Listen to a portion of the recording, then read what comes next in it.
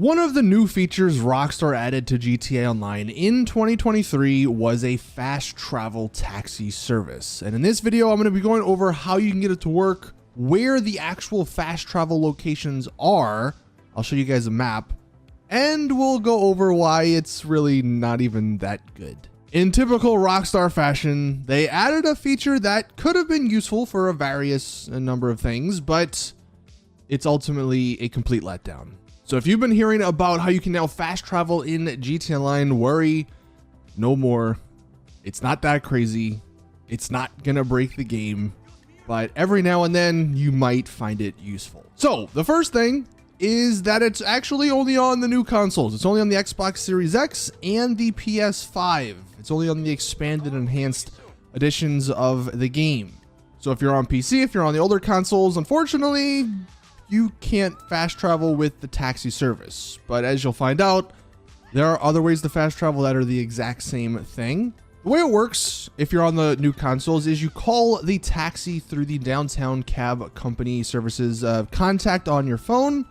A taxi will show up like normal, and like normal, you will also have the option to choose where you want to go.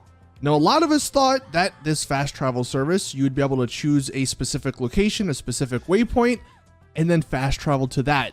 But no, that is not actually the case. You can only fast travel to the points of interest when you're looking on the taxi little dashboard.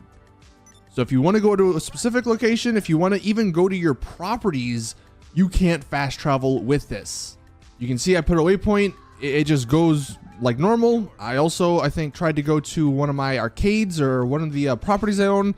Again, it just went like normal. There was no skip. There was no fast travel option.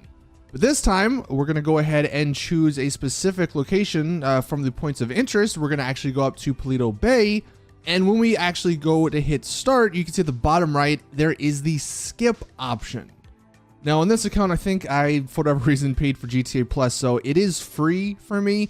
If you're not a GTA Plus member, I think it's only like $1,000. So the cost to fast travel isn't that expensive. The problem is the cooldown timer, which you'll see. But once you do hit skip, like I think in single player, it works similar. There's a little black cutscene and you're now in Paleto Bay. You have fast traveled from wherever you were to wherever or whatever point of interest you wanted to go to.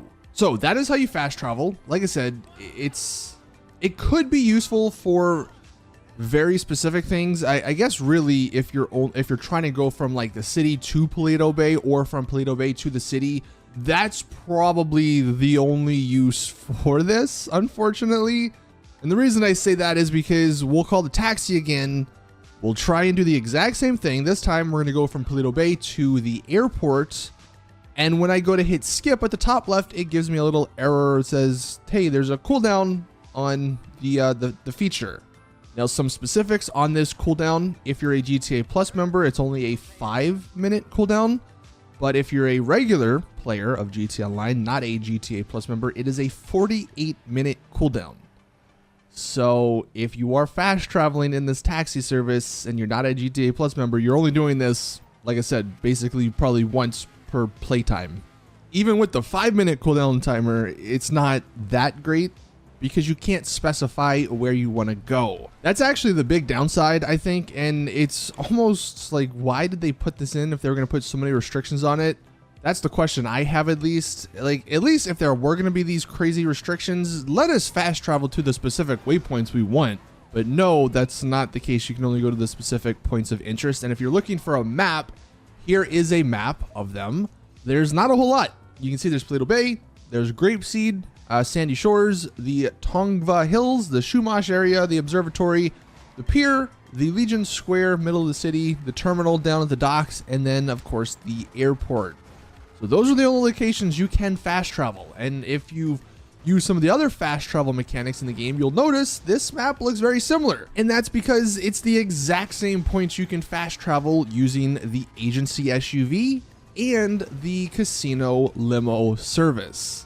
So this whole new fast travel feature that was added with the taxi isn't even new. You can see I'm going to go to the agency and we talk to the person up front. There's the agency service drop off, I think it's called.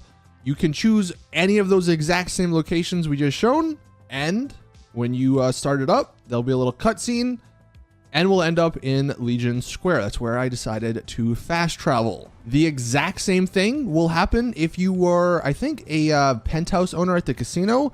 You go to Tom up at the front of the desk. There's the limo service. The exact same locations are here, and you can fast travel. We'll go to Legion Square again.